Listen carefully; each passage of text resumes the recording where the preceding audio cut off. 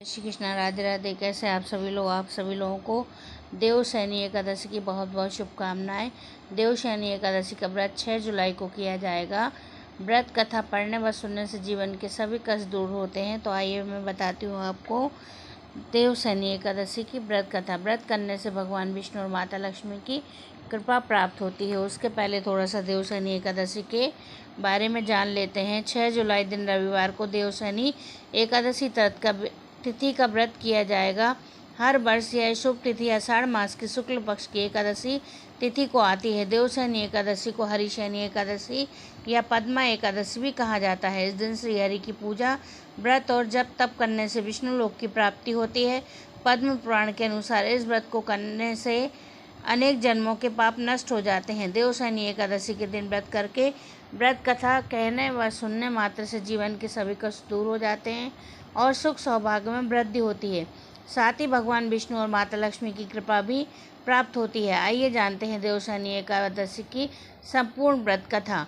धर्मराज युधिष्ठिर ने कहा, हे केशव, आषाढ़ शुक्ल एकादशी का नाम क्या है? इस व्रत के करने की विधि क्या है और किस देवता का पूजन किया जाता है? श्री कृष्ण कहने लगे, हे युधिष्ठिर, जिस कथा को ब्रह्मा जी ने नारद जी से कहा था वही मैं तुमसे कहता हूँ। एक बार देवर्षि नारद जी ने ब्रह्मा जी से इस एकादशी के विषय में जानने की उत्सुकता प्रकट की थी। तब ब्रह्मा जी ने उन्हें बताया, सतयुग में माधाता नामक एक चक्रवर्ती सम्राट राज्य करते थे। उनके राज्य में प्रजा बहुत सुखी थी, किंतु भविष्य में क्या हो जाए यह कोई नहीं जानता। अतः वे इस व्रत को करने से अनभिज्ञ थे। उनके राज्य में शीघ्र ही भयंकर अकाल पड़ने लगा।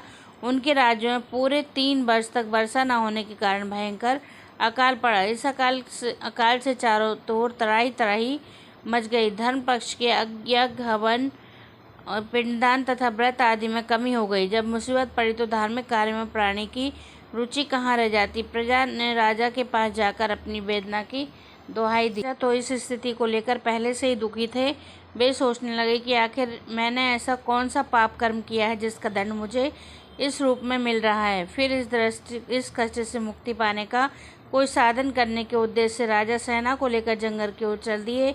वहां विचरण करते करते एक दिन ब्रह्मा जी के पुत्र अंगिरा ऋषि के आश्रम में पहुंचे और उन्हें साष्टांग प्रणाम किया। ऋषिवर ने आशीर्वाद देते हुए कुशल क्षेम पूछा। फिर जंगल में विचरने व अनेक अपने आश्रम में आने का प्रयोजन जानना चाहा। तब राजा ने हाथ जोड़कर कहा, महात्मन, सभी प्रकार से धर्म का पालन करता हूँ मैं, फिर भी अपने राज्य में दुर्भिक्ष का दृश्य देख रहा हूँ। आखिर किस कारण से ऐसा हो रहा है, कृपया इसका समाधान करें। यह सुनकर ऋषि अंगिरा ने कहा, हे राजन, सब योगों से उत्तम यह सतयुग है। इसमें छोटे से पाप का भी बड़ा भयंकर दंड मिलता है। इसमें धर्म अपने चारों चरणों में व्याप्त रहता है। ब्राह्मण के अतिरिक्त किसी अन्य जाति को जप करने का अधिकार नहीं है, जबकि आपके राज्य में एक शूद्र तपस्या कर रहा है। यही कारण है कि आपके राज्य में वर्षा नहीं हो रही है। जब तक वह काल को प्राप्त नहीं होगा तब तक यह दुर्भिक्ष शांत नहीं होगा। दुर्भिक्ष से शांति उसे मारने से ही संभव है। लेकिन राजा का हृदय एक नरापराध शूद्र तपस्वी का समन करने को तैयार नहीं हुआ। उन्होंने कहा, हे देव, मैं उस निरापराध को नहीं मार सकता। यह बात मेरा मन स्वीकार नहीं कर रहा है। कृपया करके आप कोई और उपाय बताएं। महर्षि अंगिरा ने बताया, आषाढ़ माह के शुक्ल पक्ष की एकादशी का व्रत, इस व्रत के प्रभाव से अवश्य वर्षा होगी। राजा अपने राज्य की राजधानी लौट आए। चारों वर्णों सहित पद्मा एकादशी का विधिपूर्वक व्रत किया। व्रत के प्रभाव से उनके राज्य में मूसलाधार वर्षा हुई और पूरा राज्य धन धान से परिपूर्ण हो गया। देवशयनी एकादशी की तिथि 5 जुलाई को शाम 6:58 पर शुरू होकर 6 जुलाई की शाम 9:14 पर समाप्त होगी। व्रत पारण टाइम, देवशयनी एकादशी का पारण 7 जुलाई की सुबह 5:29 से लेकर 8:16 तक रहेगा। तो देवशयनी एकादशी का व्रत 6 जुलाई को रखा जाएगा।